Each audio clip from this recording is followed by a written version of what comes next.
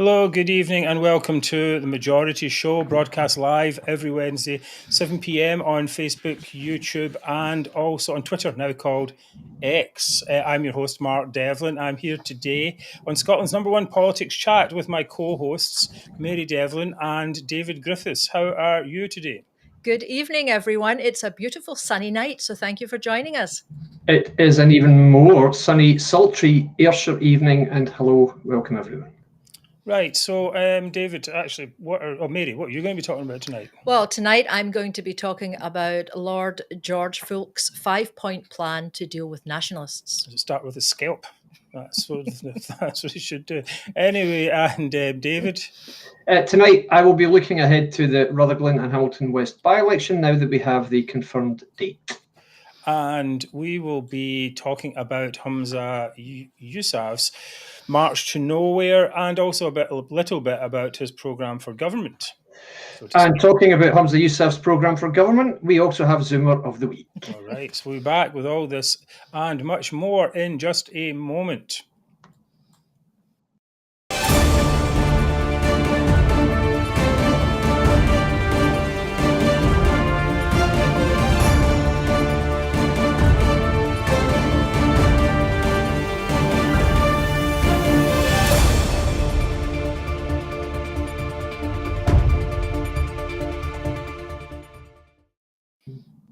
Right, well, welcome back to Majority Show, Scotland's #1 politics chat, and that was our new titles. So I hope you enjoyed those. And you'll see it's red. We've changed the theme a little bit to being red.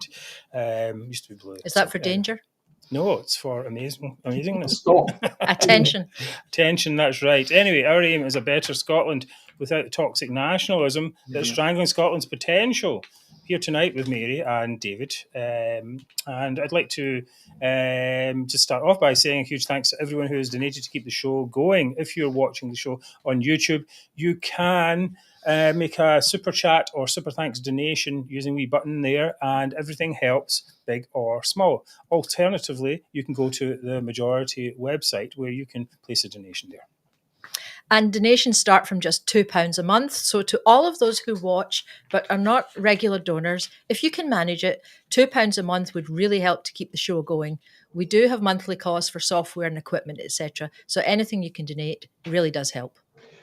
And remember the weekly motto, sharing is caring, guys. So wherever you are, please like, share, subscribe, comment, tell your friends, extend the reach of the show at the click of one button.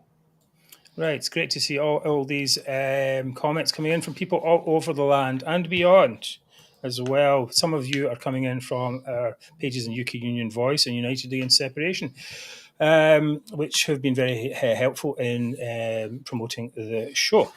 And as usual, I'll be handling all your comments tonight, so please keep them short and snappy, and we'll try to get as many up on screen as we can. Right, lots to talk about today, so we'll just go on to it in just a second.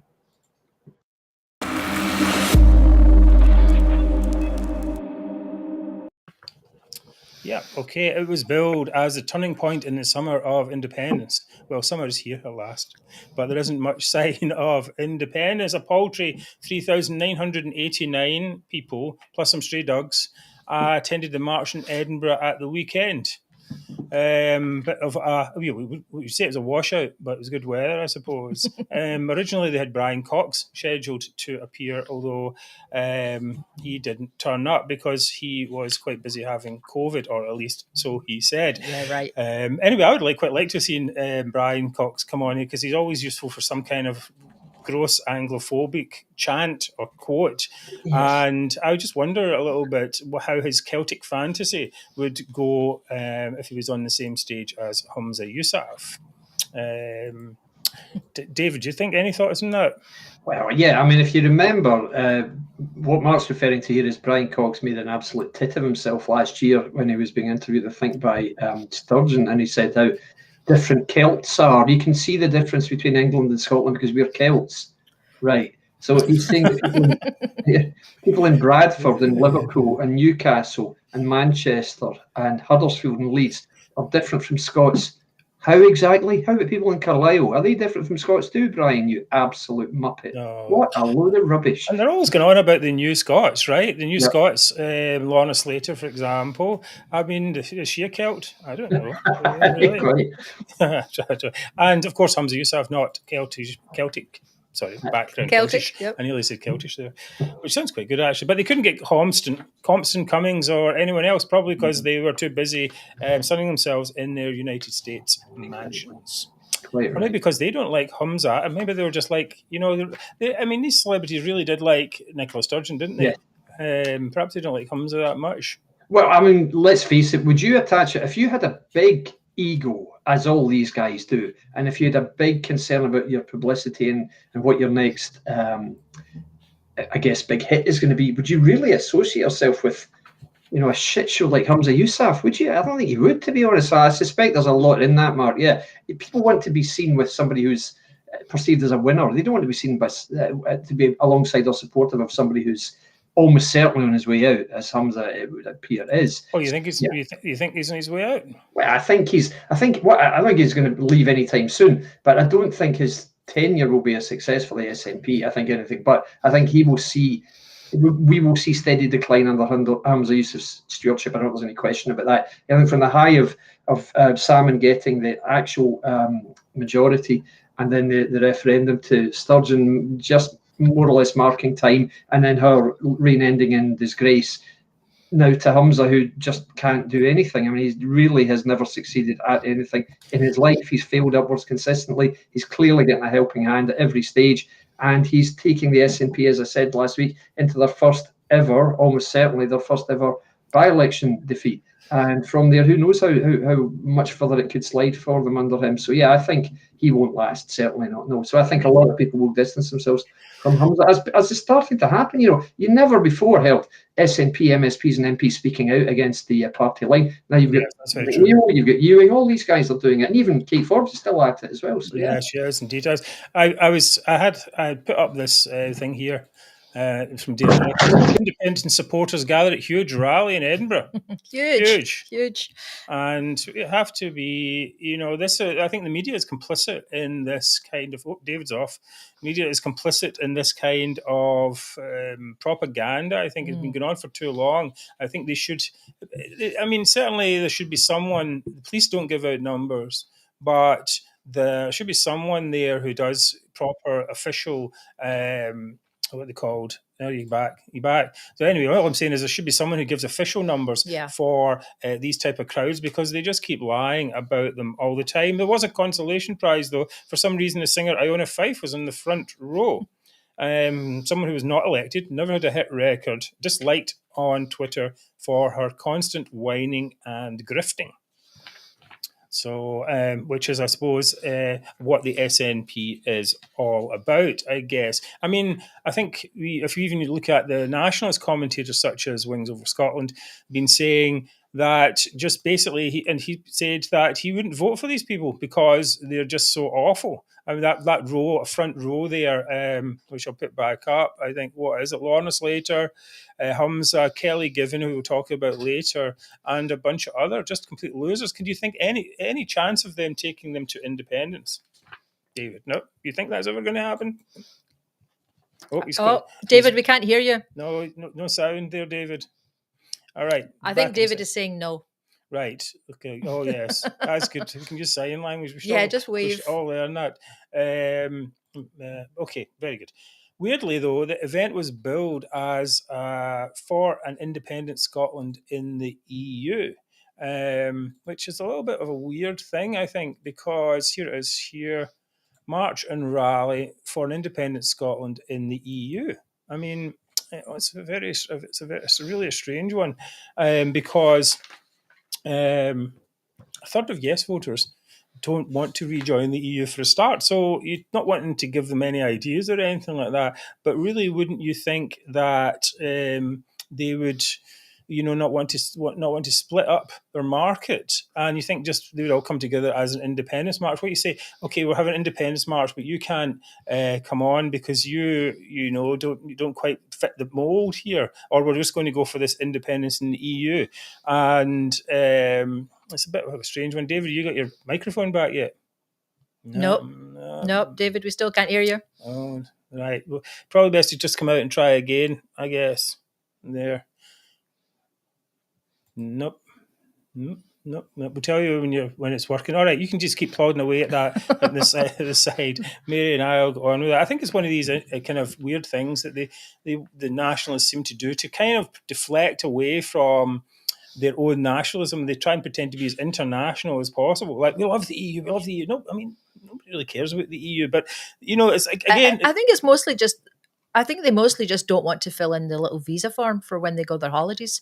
So when they're going down to Spain or Italy or somewhere like that, down to really Benidorm, they don't, they don't. I think that's about the extent. I think that's the only time that being in the EU or not really affects them. Well, that's probably true. But I think it's part of we talked a little bit about this before, this kind of international agenda that's on, they all for the EU, all for the climate change agenda, all for the imported trans agenda and so on. But none of these issues are things that people actually want. And okay, Mary, how's the comments going? Well, people are saying, well, the EU doesn't want Scotland. Well, it doesn't matter if we want the EU. That is a very good point. Okay, one thing I do find a bit obnoxious about this is this idea that they're the only people who believe in Scotland. I'll put that one back up there again. It's the Believe in Scotland who did this, organisation did this, and we saw a second ago that banner there as well.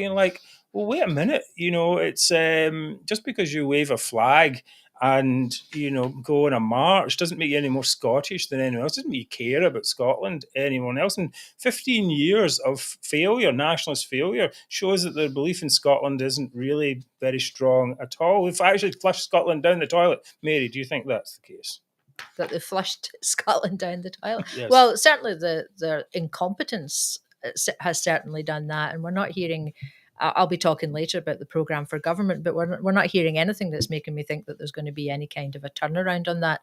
And I think people are realising that now. I think a lot of SNP supporters are starting to realise that. I think that's one of the things we'll be talking also later about the Rutherglen and Hamilton West by-election and people on the doorsteps and what people are saying there. Right. So... Yes, I don't see anything turning around. Well, I think it's part of this idea that they want us to have one future for Scotland. It's one thing, nationalism or else.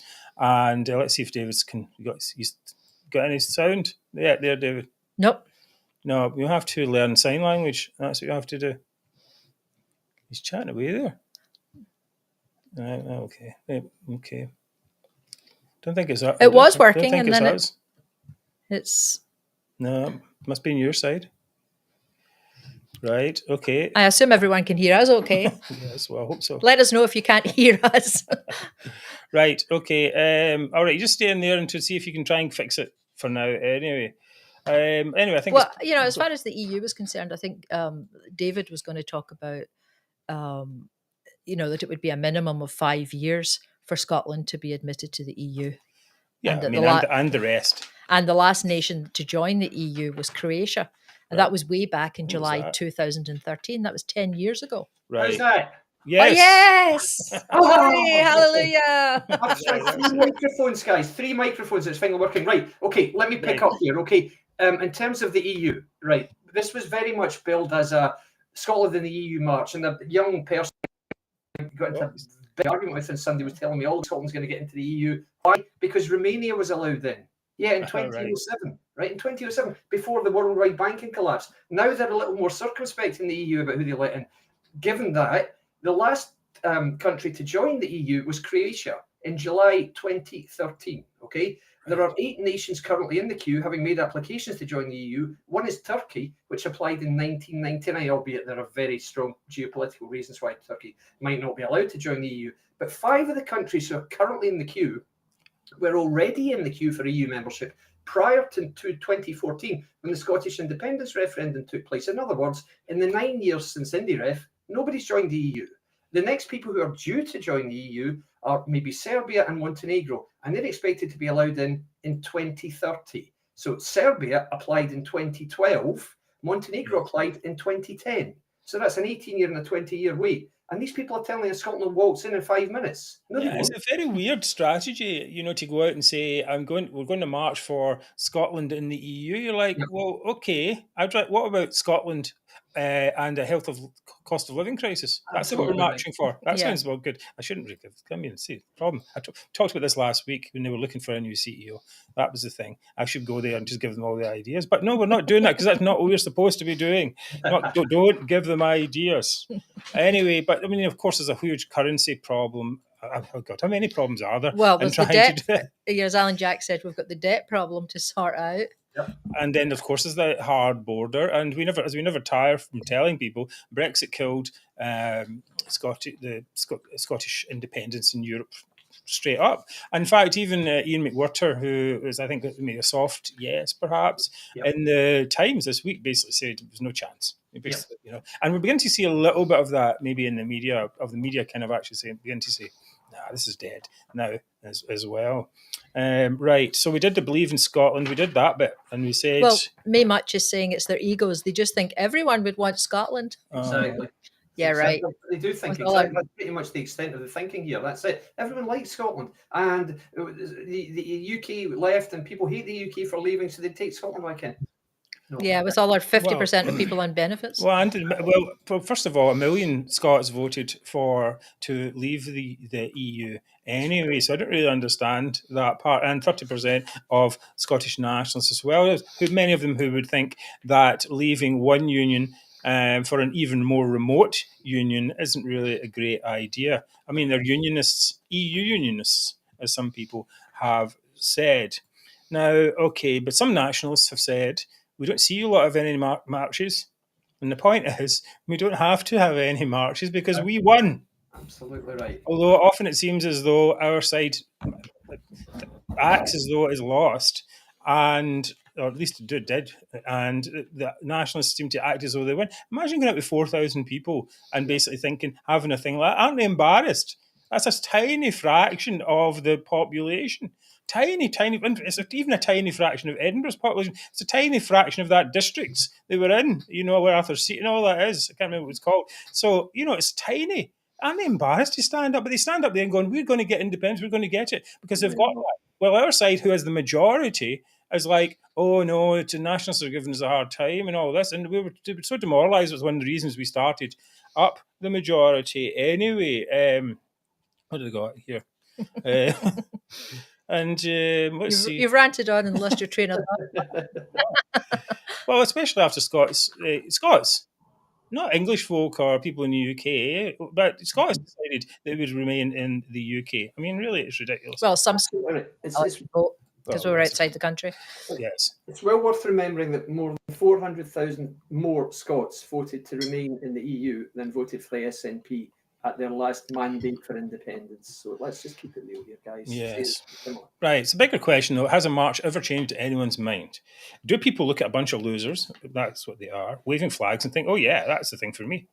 As the saying goes, you can't eat the flags, but it's like a buffet of flags every time they walk down the street. It's all flags and not much else, really. I was thinking about this earlier. I was thinking that people want their government. I've said this a few times in the show. People, rather than the flags, they want their government to try and help them with the cost of living crisis and so on. But actually, the way things are going at the moment, we actually just want them to stay away from us and not mess up all the stuff that they're messing up.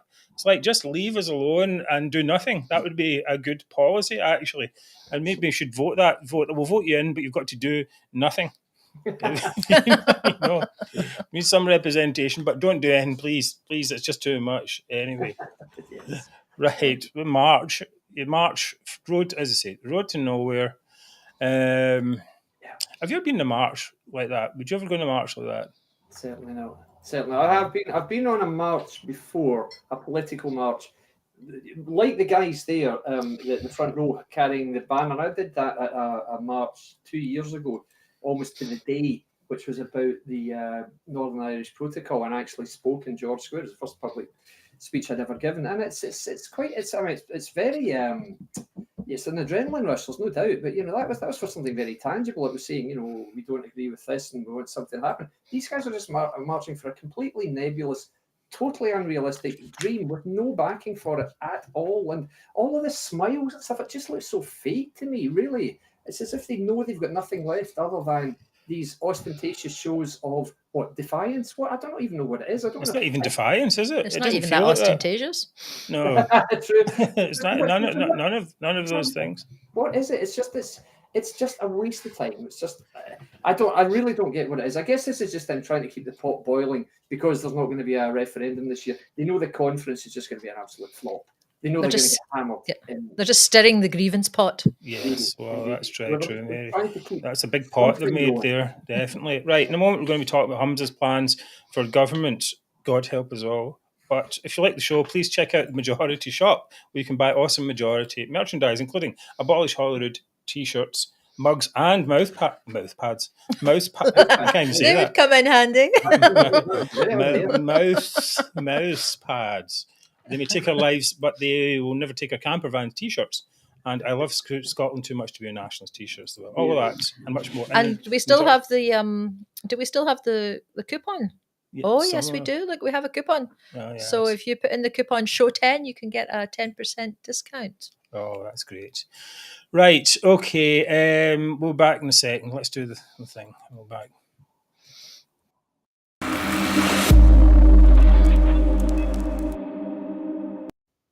As the sign says, please like and subscribe. Sure, leave comments as well. That's apparently really good for us as well. So anyway, Cirque is back in town. Humza ringleader was there yesterday. I don't know if he was whipping anyone or whatever, but anyway, Douglas Ross described it as a poor Nicholas Sturgeon tribute act.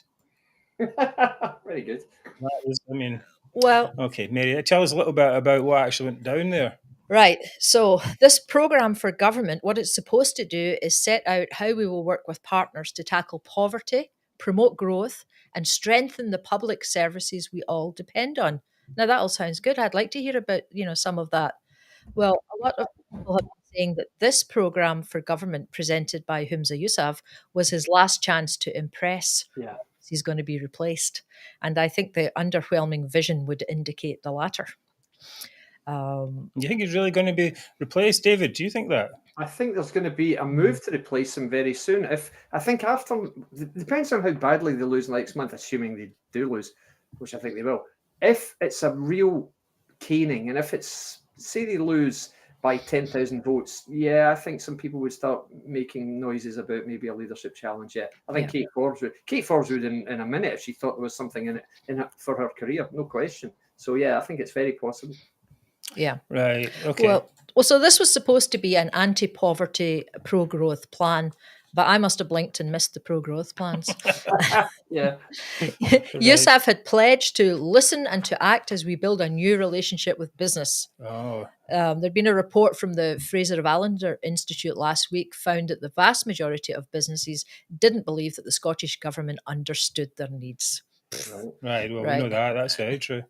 Well, I think they're absolutely... Are there any businesses left? That's the question. Well, I mean, they're declining by the day, aren't they? Yes. I think they're right, because Humza's big business announcement, this was a £15 million plan to support innovation and entrepreneurship. Mm-hmm. I mean, how much support can you give with only £15 million? I mean, does he really think that that's going to boost the economy? It sounds to me like it's more like an afterthought. Yeah. The SNP spend more than that on limos and taxis home from leaving dues. Yes, in a year. Although they've saved some money now because Nicola Sturgeon's now getting a train. Oh, yeah, saw that. Saved a fortune. Yeah. Well, she had 6 policemen round the clock working for her. Yeah, so that will save some money. That is all. But anyway, has those now as well. £15 million is not going to cut it for stimulating innovation and entrepreneurship. It's it's just a drop in the ocean, really. As well as that, he's also threatening more income tax and council tax rises. Well, we knew about the council tax rises. We knew about those. Some people might actually get up to, I think, nearly 25% increases in their council tax. But he's talking again about increasing income tax even more. He says, "We have adopted progressive tax and spending policies, and I will never shy away from the belief that those who earn the most should pay the most." Well, yes, I saw that actually. There was a thing about wealth tax coming in, and I think I tweeted about that today. Basically, that it's kind of a win-win for them. Win is one side. If anyone who stays and subjects himself to the wealth tax, well, they get some money, of course, from that. It won't be as much, of course, as they project. Wealth taxes never really ever work. But the other part, of course, is that it drives all the wealthy people away, or successful people away. It reduces the amount of jobs in the country. It reduces the what's the word called, aspirations of middle class people and lower middle class people, working people, in fact, just generally, and makes them more, the population, into more of a, more clients of the government. The government becomes more important. I think it's all about power, right? So is the government power? Where's the power? There's a, let's just say there's the media, there's the government, there's business, and there's so on. If business starts to shrink down, like, government takes its place. So it's a win-win for them in that sense. Yeah, but they don't seem to understand how fragile the whole ecosystem of the economy in Scotland is, and I'll be talking about that a bit more later. It's fragile because they've made it that way. They haven't put anything in place to actually say we want a robust economy, and even Labour is saying, that's what their big thing at the moment is. We want growth, because you can't pay for anything unless you've got growth to back it up. And you see that thing, people talk about the EU, but there was a thing that came out, and I was talking to Tom Gallagher about it in the interview, and you see the growth of the United States compared with the EU over the past 20 years. The EU growth is half of the United States. And so the people want to join this thing that just basically isn't working for anyone. And this is the whole idea, I think, that we have in Europe is that government is the solution to every problem. And you need to have businesses going on. You could name a giant list of businesses that came out of the United States in the past 20 years, from Facebook, Tesla, SpaceX, all these, there's loads of stuff, Apple, and so on. And what's we got in Europe? Nothing. Right. And a part of it is because of this type of thinking, I think. And the whether it's Labour or the Tories are just as bad as to some extent. It's just they're not really interested in business and growth. They're just not really interested. And of course, SNP and the Greens are even worse in that case. Well, I actually think that when they become MSPs, that they should be obliged to go to through a basic school that teaches them like basic economics and different lessons that they need to learn.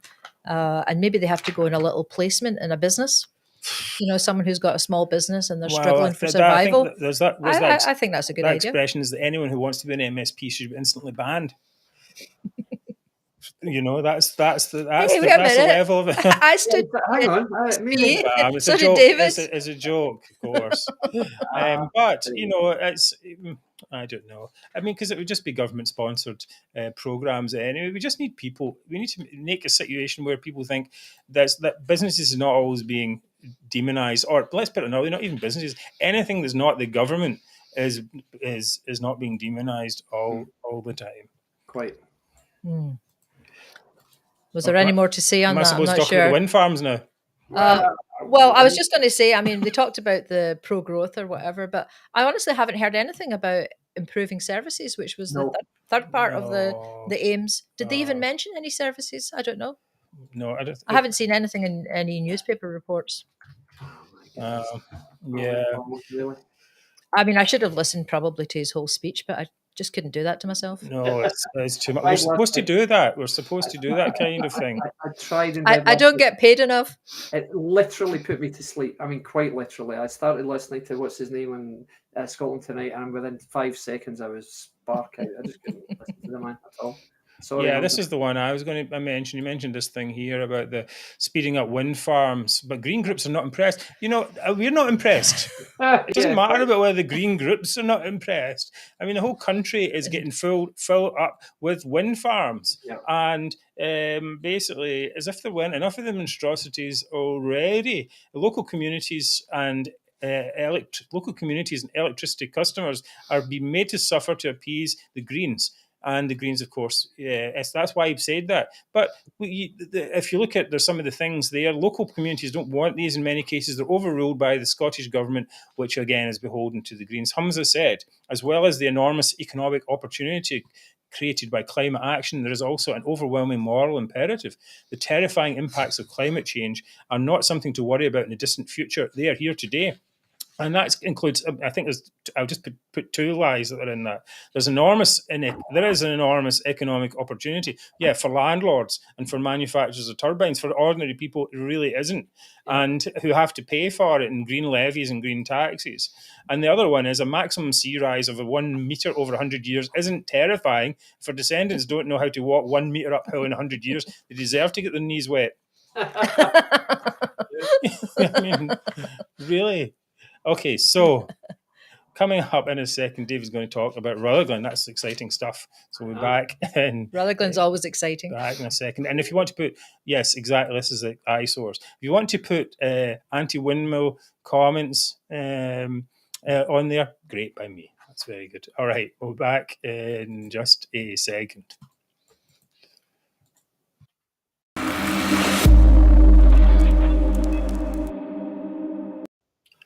Right, David, you're up. Indeed. Okay, so this week, on Monday, in fact, first day back from the parliamentary recess, the date was announced of the much anticipated Rutherglen and Hamilton West by-election.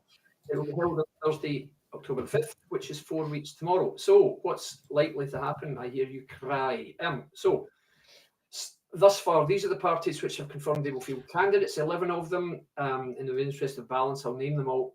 Liberal Democrats, Scottish Socialist Party, the Greens, Scottish Family Party, hi now, Volt UK, whoever they are, Conservatives, the SNP, Scottish Trade Union and Socialist Coalition, Labour, Reform and Independence for Scotland. So interestingly, no Alba candidate. I think that's pretty weird, isn't it? Exactly. What's the point of starting a new party that's going to take the fight to the Unions and is going to show the SNP where they went wrong? If come the first opportunity to stand, you say, I'll tell you what, we won't bother. Yeah, but it also just gives, for example, maybe the Tories not going to win it, but it gives an opportunity for people like Thomas Kerr to get out there amongst the population and, talk to people and get some PR and stuff. So why is Salmon not doing that? It seems very odd. Maybe they didn't have anyone to stand there. Oh, there's always some nutter, isn't there? You would think. Yeah, there's always somebody, right? Anyway. Alba make plenty of noise on social media. They make plenty of noise what they're going to do at the next election. But okay, guys, fine. Well, let's bring it, as they say. Anyway, not this time. So SNP, as we all remember, won the seat from Labour in 2019. Given that Labour had won the seat in the 2017 general election, so it really is quite a, I'd say, marginal seat, but it's a close seat. It's probably one of Labour's top 10 targets, almost certainly. The swing needed for Labour to recapture up the seat is 4.9%, which means there's a more than 9.7%. So all it takes is 4.9% of those who voted going from one way to the other, and they're there. So how's it looking? John Curtis was interviewed on The Nine on Monday, and he was asked his thoughts, and he said that the current swing, which is anticipated in polls from SNP to Labour in the constituency, is in the region of 12%, which of course is more than enough to see a Labour win. Yeah, we saw that. Didn't we see that in not the by-elections, but the council elections in Bellshill? Whatever it was. That's right. Yeah. So in that area, I think that's South Lanarkshire. I can't remember. I think it is. Anyway, whatever. No, it was North. Is it North? Sorry, it was Bellshill. Bellshill's North Lanarkshire. Beg your pardon. Okay, cool. So, in the interview, what Curtis said was that most voters' priorities, which is coming across when people are asking them, most voters' priorities are the economy and health. Now, of course, voters will blame the Conservatives for the economy, naturally, and they'll blame the SNP for health if they realise, of course, that health is devolved, which I think... Yeah, many don't. Many don't, exactly, yeah. Most people just think the NHS is in crisis. That's because the Tories want to sell it to Trump and all this nonsense. Anyway, yes. Labour should benefit from both, given that they've got the opportunity to win seats for both, which we'll talk about in a sec. But Curtis completed his interview with this little mini monologue. He said, over the next year, the SNP will want to win back independent supporters who intend to vote Labour, because this is apparently a thing, guys, and this is why Anas Sarwar is so desperate to be seen as being anti-Tory rather than SNP, because he believes that some of his voters actually back independence, yet they vote Labour, so which maybe explains why Anas Sarwar is a little bit mealy-mouthed on attacking the SNP. Anyway, Mr. Curtis said, yeah, I think that's reasonable. Sure. I mean, it is. I mean, there probably are some, but as Curtis said, the chance that this by-election is going to give the SNP an opportunity to do that, i.e., win back independent supporting voters from Labour, is probably quite limited. In other words, I don't think so. So, Mark, your views, my friend. Well, I don't think so. I think, but the thing, I was just before we come on the show, I was tweeting about this, and some guy was saying, okay, well, all these ex-Labour people, ex-SNP, going to go to Labour, and then Labour's going to be forced into giving them a referendum or something. You're like, why would they do that? They already went over to Labour. Yeah. You know, they don't need to offer them anything. They've already made their decision. What they're going to say, we're going to leave you if you don't get the referendum. Well, go leave then. You know, go back to the SNP. Where's that going to do for you? Nonsense. Right. So there's a lot of this kind of wishful thinking. I think a lot of people are like, this isn't the issue here. The issue is independence isn't the issue. The issue here is send a message to the Tories and send a message to SNP. That's what it comes down to. For Margaret Ferry, as much as anything else, send a message, and that message has to be resounding. And I think a lot of people will. You said the turnout may not be that high, but I think the turnout will be reasonable, right? I think it might be quite high. I think there's a lot of eyes on it. Yeah, sure, that's true. I think there's a lot of anger. You can see it every time. Well, every time you see anybody with a microphone in the high street, it's always somebody saying, "Oh yeah, I'm going to vote her out," or "She should never have done that." Never. And so right. I think that sense of anger might. If your public representatives let you down, that tends to spur people into saying, "Right, okay, I'm going to come out here and vote." But then we remember that the turnout in the recall petition wasn't that high. Turnout in by-elections is traditionally lower. That's all. That's true. Well, Mark Zegfeldt seems to think it's going to be low. Yeah, I suspect it will, to be honest. I suspect it'll be not much more than 50%. And who knows who that's going to benefit. My suspicion is the higher the turnout, the better it will be for Labour. I can't see an awful lot of people coming out and voting for this, but I just can't see it. But who knows? But we'll see. Well, I think there is a psychological. I mean, of course, there is a psychological element to this. I think that as Labour get momentum more and more, and so in fact, I just put this on. This graph just came up just before the show went on. SNP and Labour tied in Scotland according to Redfield and Wilton strategies. And that's not a good look. And I think people do psychologically kind of want to be in the winning side. And so when one side gets momentum, it becomes almost a self-fulfilling prophecy to some extent. And I think more and more people are willing to take a chance in something that's unknown that might benefit them, rather than the SNP, which is now something that's known. It's a known quantity. We know all the people. There's no excitement there. There's nothing. We know their policies, and we've had, of course, the trailing behind them all this failure. So it's like they've got all the things not working for them in terms of momentum. Whereas Labour's like, well, they don't have any. Could they do any worse than the Tories? That's what a lot of people will say, I think. Exactly. My view, I'm broadly in line with all of that, really. I mean, there is, as we've seen, a lot of unhappiness with Ferry, which will certainly affect the SNP voting constituency. They're not going to vote for the same party whose previous representative let them down. Labour is in a very fortunate position here. I mean, they really should be winning this by some distance, because they've got an opportunity to pick up votes from the Conservatives and from the SNP. SNP voters from 2019 aren't going to say, I tell you what, I'm going to vote Tory now. That's not going to happen. And vice versa. Conservative MPs aren't going to say, you know what, I think it really needs independence. Not going to happen. Not in any meaningful numbers other than, single figures. So the latest poll shows apparently Labour ahead of the SNP in the constituency with 45.8% of the vote, which would be more than enough to win it. Interestingly, the poll, the latest I saw, showed the Conservative vote has fallen from really quite a substantial 15% in 2019 to 6.7%, and that just shows what we've said for weeks. The Conservative Party is not credible in this constituency. It's not going to win. It's not when it won't. But it looks like it's not going to affect the vote particularly. We said in the show before, that Thomas Kerr's a nice guy and all that, but this election really needs to be won by Labour. But perhaps the margin in Labour's winnings is so high anyway that it won't really matter too much. And I think it might be interesting to compare. I know you're making a tactical voting guide, which we're going to talk about, but it might be interesting to compare the difference between shifts between SNP and Labour. And how much the tactical voting would do, and if it's really worthwhile tactically voting in some cases. I'm sure you'll be putting that in. Absolutely right. It would be fascinating to see just the extent to which the tactical voting has happened. I suspect you saw a lot of tactical voting last time because you don't normally get 15% of the electorate in this constituency voting Conservative. I think that had a lot to do with Corbyn being Labour leader, but who knows? But anyway, my final thought, as I said, I believe that Labour will win by several thousand votes, maybe as high as 8,000. We'll see. I don't know. But as you said, Mark, the tactical voting guide is actually going to be presented at the with the group I'm talking about here, and following that, we're with this weekend, following which we're going to look to get endorsement from other pro-UK groups so that we've got an agreed, credible tactical voting guide. So look out for that. Yeah, I think it's a consideration because it's same. You don't want to be going. I mean, you don't want to be trashing the other side if it's not important, or voting unnecessarily as well. But I mean, we want to really get back to the situation with tactical voting. It just isn't required at all. We shouldn't have to do tactical voting. It should just be there's two main parties and sometimes there's a third small party in between there. But the Nationalists have distorted the political scene in Scotland, and so we have to wait until they're back down to their 10% or whatever it is, which is coming sooner rather than later. Can I just make a quick point? Just hearing that number from David about the Conservatives, maybe it would have been better for Thomas Kerr and for the Conservatives to kind of take the moral high ground and say, oh, we're going to stay out of this one.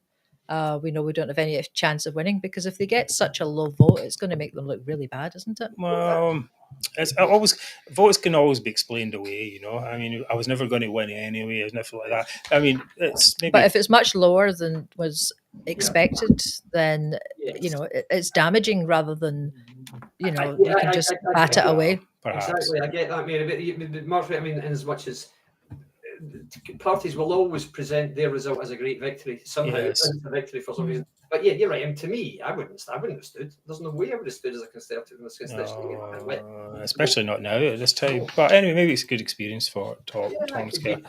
Right. Okay. Very good. Good section there. We'll look forward to the results. It's not that far away now. It is just less than a month, in fact. And then we'll know. In fact, by this time, a month from today, we should know the results, and we'll be celebrating talking about it at the SNP's defeat. And I've said all along that I think this is the key point. Once the SNP voters realise they cannot win electorally, that's the end for it. That's the end. Because they can dream as much as they like, they can go on marches as much as they like, and but that's not reality. Reality is people aren't voting for this anymore. That's the reality. And when they see that and they go, well, Labour's in the ascendant, all right, I'll be politically homeless for a wee while, but then, it goes from there. Next up, Mary's going to talk about George Foulkes, hero of the movement. Well, which movement we have, but a one-man band, as it were. Okay, we'll talk about that in just a second.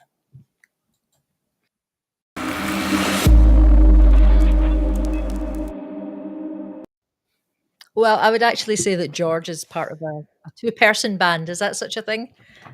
Duo. Dynamic. Well, yeah, dynamic duo. I think him and Penny Mordaunt do a pretty good job down in Westminster. So what I'm going to talk about tonight is or Lord George Foulkes, I should say, his 5-point plan to tackle nationalists. He is the Baron Foulkes of Cumnock, and he's a Labour peer.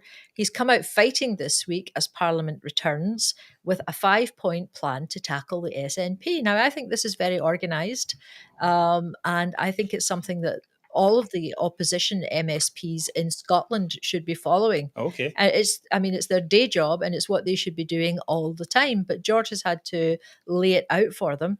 He is going to continue his fight from the red benches of the House of Lords to bring the nationalists under control and to stop them from using UK taxpayer money in their bid to break up the UK and destroy Scotland.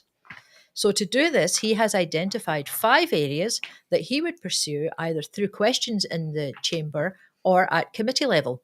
And he says he ultimately wants to see a full debate on all 5 of these.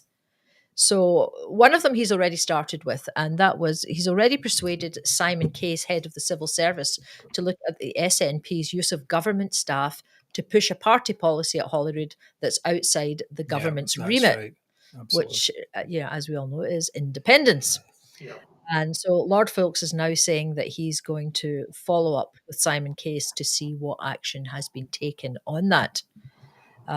He's also calling on the Treasury to rein in nationalist spending on the likes of independence prospectus papers and the role of Minister for Independence, Jamie Hepburn, with his £100,000 salary and his big retinue that we're all funding as well. Well, as a minister, I mean, if you're a minister, you get the limousine, right? Yeah. So Nicola doesn't have she's not a minister, she doesn't get that, has to travel on the train walkie. We save some money there, as mentioned. But this, it's not just, it's 2 parts to it, I think. There's parts, one is saving the money, but the other part is to sending a clear message that this is a devolved administration. It's not a parallel government. And it has to be accountable to the UK taxpayers. So I think that's 3 things. But anyway, that's what has to be done. Accountability. I think we've been asking for this for quite a long time. David, do you have any thoughts on that? Yeah, absolutely. I mean, this whole idea of ultra virus spending is just it's ludicrous, and there is no accountability. It seems that money can be passed from Westminster to Holyrood, can disappear, and people say, "Oh well," and that's it. That's as far as it goes. That's right. It's only the only reason that, let's not forget, shouldn't be commenting on a live criminal trial, but the allegations are that it is only once the National Crime Agency stepped in to advise the Police Scotland of their suspicions of, or their belief that there had been some suspicious financial activity in the SNP, that the Police Scotland actually took action. And the way that it panned out after that was Ian Livingston, the Chief Constable, went to speak to Keith Brown on the Friday, and by the following Wednesday, Nicholas Sturgeon had resigned. So it's only when an external body steps in that you see any accountability. And that's just an allegation that's what happened. I have no idea if that's what happened. I'm certainly not implying any guilt, in case anybody's wondering about contempt of court. But yeah, that's how it looks.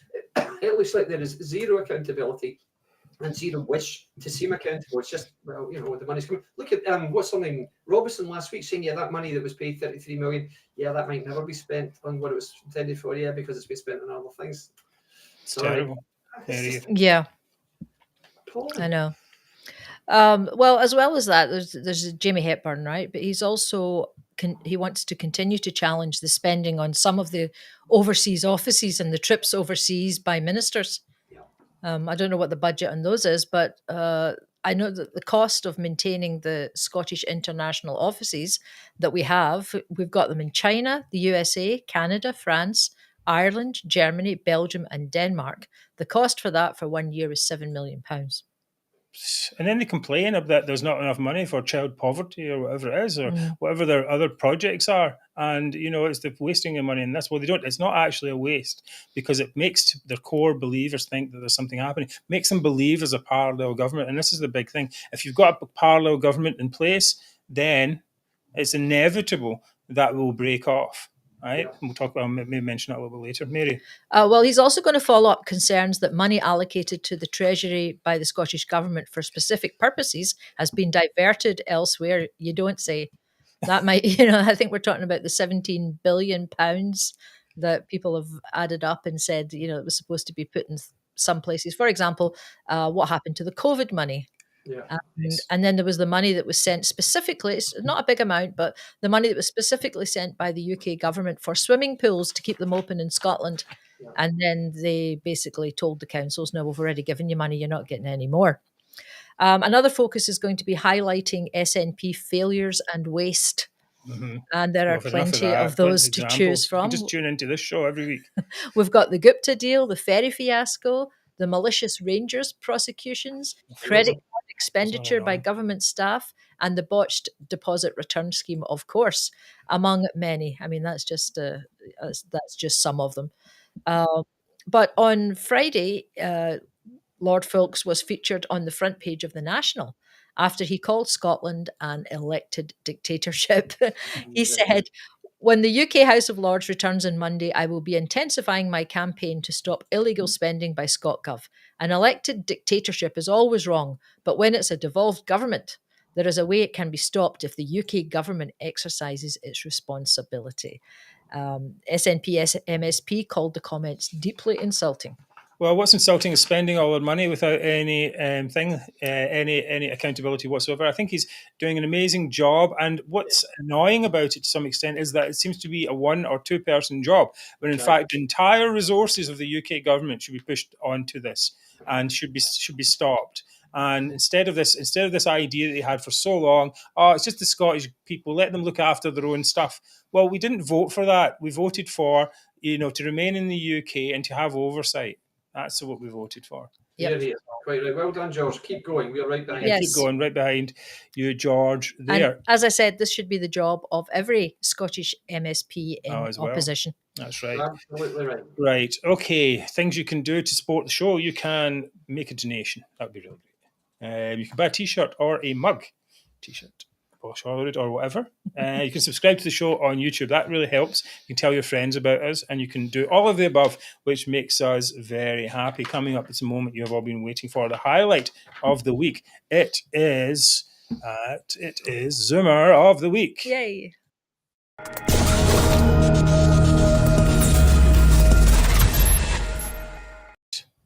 Let's see if I can get through this one then. Okay, my nomination for Zoomer of the Week is Nicola Sturgeon.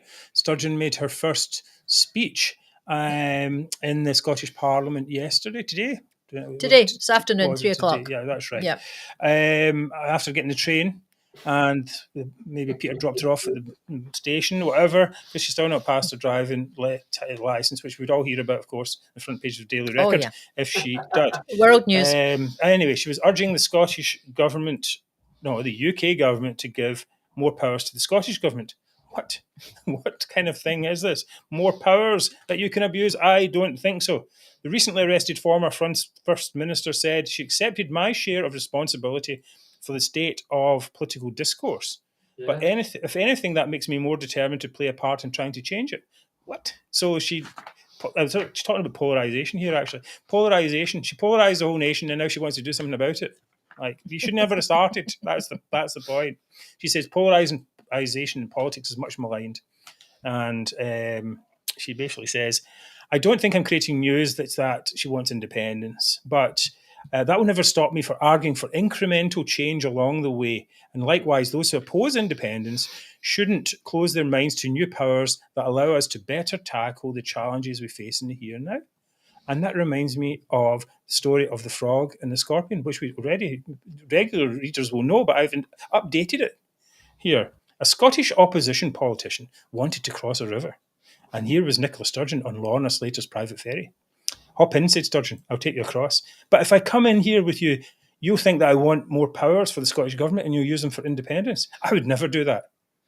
Pledged Sturgeon. Now, at this point, I have to say, opposition politician supporters shouted, don't trust Sturgeon. But of course, they never listened.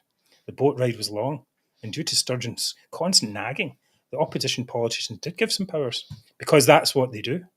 When they got to the other side, Sturgeon shouted, we've got all the powers we need now, freedom! And declared independence. And the opposition politician said, but you said you wouldn't use those powers for independence. And what can I tell you, said Sturgeon. I'm a Scottish nationalist. That's what I do, indeed. The answer is no. That's no what more I do. powers. Yep. No more powers. The majority of Scots are sick of the powers they already have. Higher taxes, worse services. No more. In fact, less powers. Abolish Holyrood if we can. So, for being a liar and causing most polarisation we've seen in Scotland, today I nominate the Scorpion, Sturgeon. Well, you definitely get points for storytelling there. That's good. That's good. That's okay. Mm-hmm. Absolutely. Anyway, coming up, it is going to be David's Zoomer.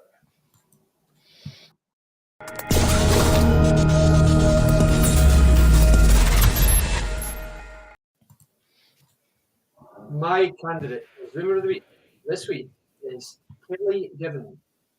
Now, I really all saying, sorry, who and well might you? Because Kelly is apparently a former Miss Universe contestant, as I'm sure you all know. Has somehow in no time at all become the This universe. Miss Universe, apparently so, yeah. But not another universe.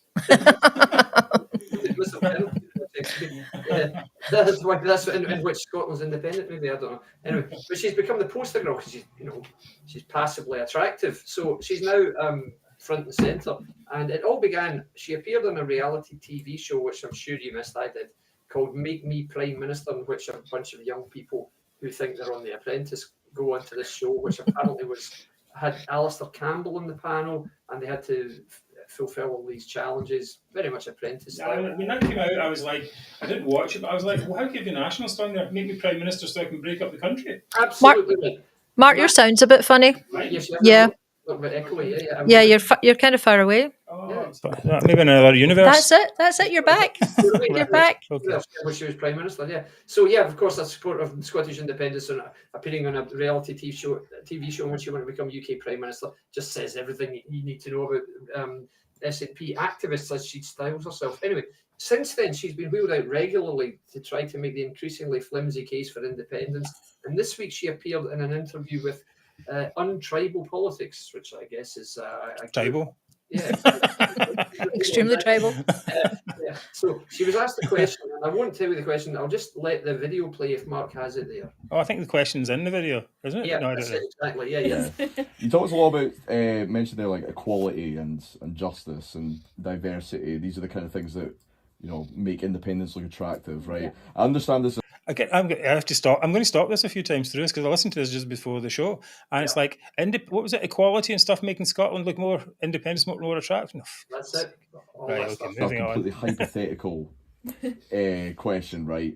But if we were to get, for example, a properly protected federalist political union, right, led by a Jeremy Corbyn or a like-minded government, would you choose that over an independent Scotland run by Conservatives, for example? Or what is it about independence specifically that attracts you to that option? Or does it? Is it purely about social and economic development? Or is it about that change of political policy? I'm lost already. The number one argument is giving the people of Scotland the choice to decide what they want in their government. If we go independent and the next day Scotland votes for the Tories, I mean, I don't want to get Douglas Russell excited because it's not going to happen. But if that was the case, I would accept that because Scotland would have chosen it. I think the thing for me is, and I really like Corbyn. I went to see him at the Fringe actually last week, and I was so impressed. And I just thought you'd struggle to find the politician that is more closely aligned with my values than him. And I think Labour absolutely fumbled the bag with him massively. But whether or not he was elected would be a short-term solution because it's like, yeah, if Corbyn got in, whatever, things might get better in the short term, but the Tories could swoop back in the next general election and then you're back to square one. And it's going to be like that, and it's going to continue to be like that until Scotland is independent, because right now Scotland does not decide what it gets. We could all go to the polls tomorrow and all vote Labour. If England votes Conservative, we still get Tories. So it's such a nationalist argument. That Scotland and England vote as blocks. Exactly. Like the whole of England is going to vote for the Tories, and Scotland plucky Scotland's going to vote all Labour, and then somehow we're going to be crushed. It's utter nonsense. Well, the thing is, I mean, Scotland at the moment for the last 3 elections has voted SNP, and they've still got a Conservative government, so that's not working out either, is it, Kelly? Yes. So you have to do something different. So this nonsense, but right now Scotland doesn't decide where it gets, as she said. As a reminder, Kelly, let's just lay it on the line for you. In 2014, Scotland voted to remain in the UK. The Scottish electorate decided that they wanted to stay in the United Kingdom. And since that time, the UK electorate, of which Scotland voted to remain part, has chosen to leave the EU, and it's returned 3 consecutive Westminster governments, all of whom have decreed that Scotland will remain within the United Kingdom. Scotland decided to stay in the enlarged country, and the enlarged country made those choices. So the day that you accept what actually has happened, we might take seriously your claims about what you would accept in an independent Scotland. Not that that's ever going to happen. But the fact is, you've committed a series of blatant double standards. You've lionised also Jeremy Corbyn, the most pitifully inadequate party leader in Labour history. It's just full of nonsense. You are my nomination for Zoomer of the Week. It's this idea. Okay, you can vote for the Tories. Right, if you vote for the Tories, Scotland, if we're independent, you vote for the Tories, then that's okay. Then so what's the problem with voting for the Tories now? Absolutely. I don't really get that part. It's like the whole point. You either want a one-party state or you want the Tories. I wrote a whole article about it. It's you either accept that the Tories can win in Scotland and they would form the government and do whatever things they would do, bad things if according to that bunch, and you either accept that or you don't. You say the opposite. You say no any Tories ever here again. It's a one-party state. There's no win out of this Absolutely idea. right. It's nonsense. I think it's a good. I mean, she's Very good. as the comment says, the gift that keeps giving. Mary's up next. We're going to run a few minutes late. If you can stay with us, that would be great. Thank you.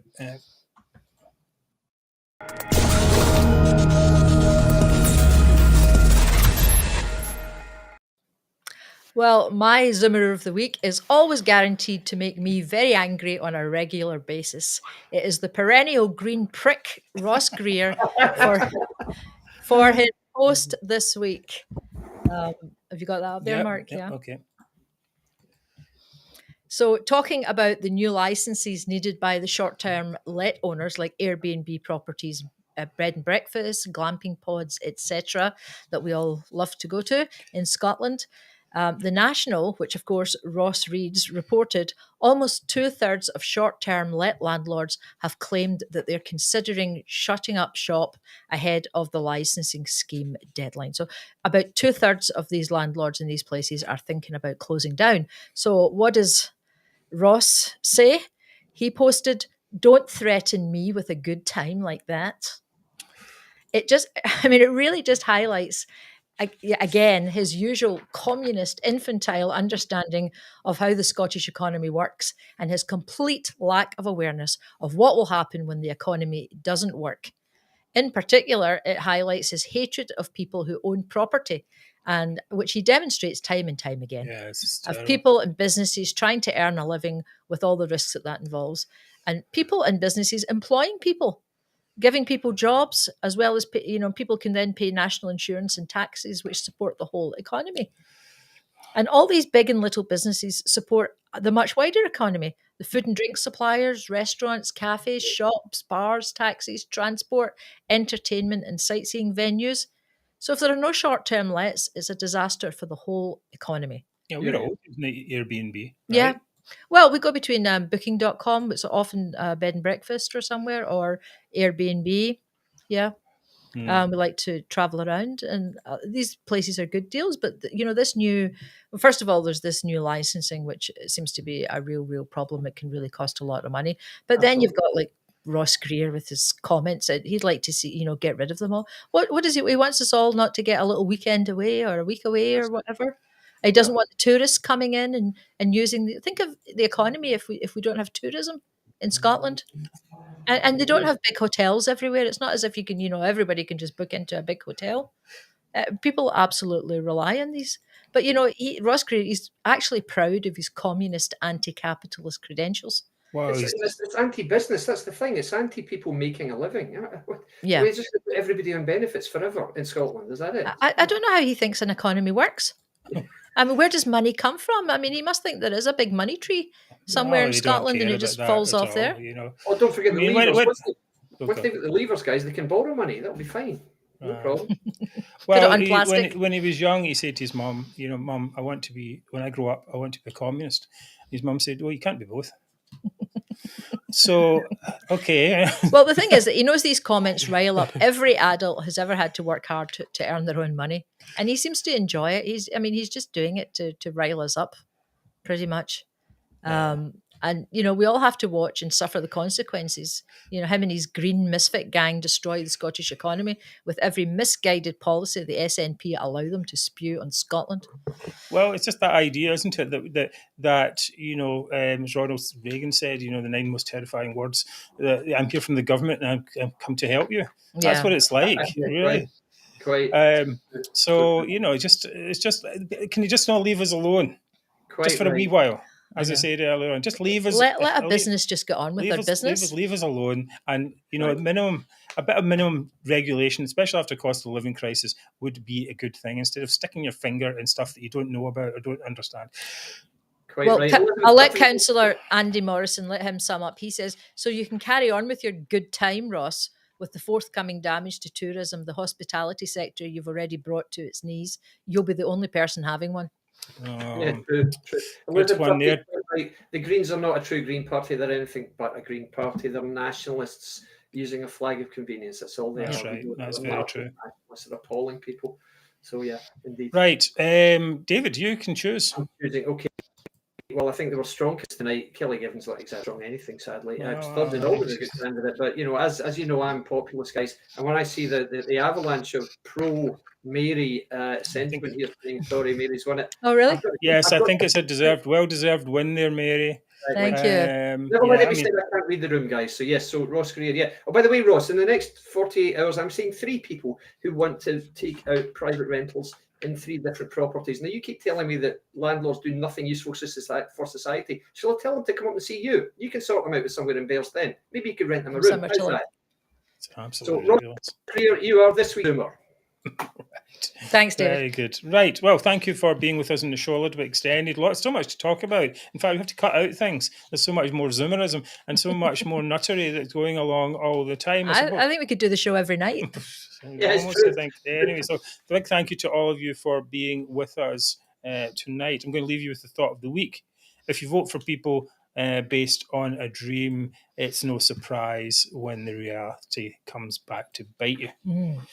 We're so happy to have you all of us with us in the show every week on Scotland's #1 political chat. And we'll see you again next Wednesday, August the 13th. And bring a friend, it says here. So please do so. September 13th, sorry. Oh, it says, yes, you're right. September, Mary. It's September 13th. I'm just reading now, just the guy who reads the stuff here. Thank you very much. Thank you for all your comments. Because we've got birthdays in the family on August 13th, and you just give me a panic there. I thought, oh my God. Right. Okay, so that's a good night from me. Good night, everyone. Thank you for the comments. See you next week. Cheers, guys. Thanks very much. Thank you. I'll take care. Close it.